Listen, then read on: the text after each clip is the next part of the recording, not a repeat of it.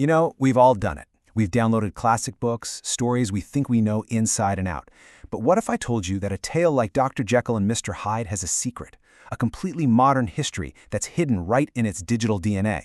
Well, today, we're going to uncover that story.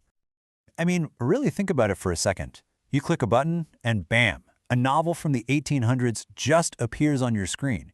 It feels a little bit like magic, right? But it's not. It's actually the end result of a fascinating, hidden journey, a collaboration that bridges centuries, and it all starts way before you ever even think about clicking download. Okay, at first glance, this page looks, well, it looks like boring legal stuff, doesn't it? It's the kind of thing most of us just scroll right past without a second thought.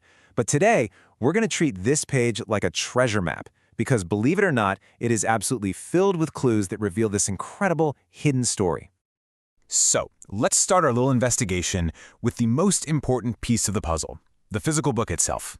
I mean, where has this specific, actual copy of Dr. Jekyll and Mr. Hyde been kept safe all these years? And there it is, our first major clue, the Bodleian Libraries. Now, you got to understand, this isn't just your local library down the street. That name, it carries some serious weight in the world of books and history. It's a really big deal. So, let that sink in for a moment. The digital book that's sitting on your screen right now, it actually started its life as a physical treasure. It was preserved inside the historic walls of one of the most important libraries on the entire planet.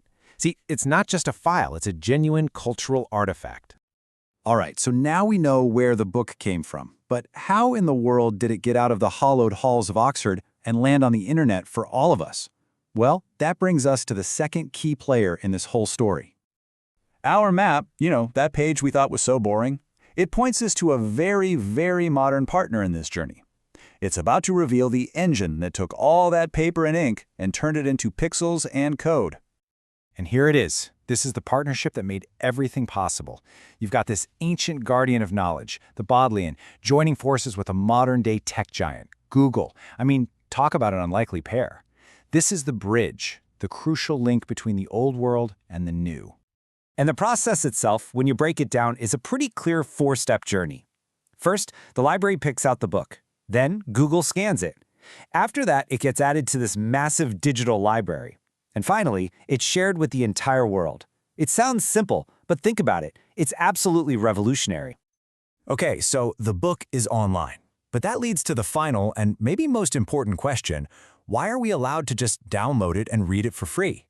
This is where the law and a bit of generosity come together, and it's the final piece of our puzzle. Let me introduce you to the real enabler of this whole thing, Creative Commons.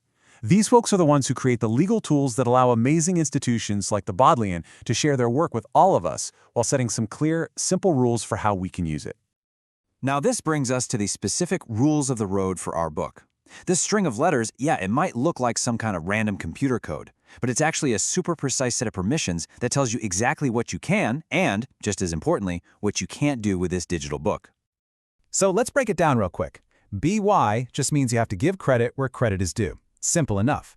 And C means you can't turn around and sell it or use it to make money. And SA, that's share alike. That means if you use it to create something new, you have to share your new creation under the exact same rules. It's all about paying it forward, you know?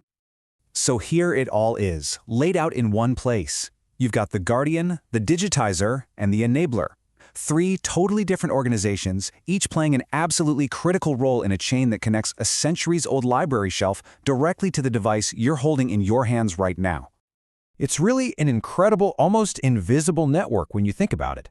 A quiet collaboration between librarians, engineers, and legal experts, all working together to make sure that our shared cultural history doesn't just survive, but that it actually thrives in this new digital age. And you know, that's really the big takeaway here. The next time you open a free ebook, just take a second to look for those clues. Because behind every classic story we love, there's often another, totally untold story about its journey to get to you. So, what other secrets are just waiting to be discovered?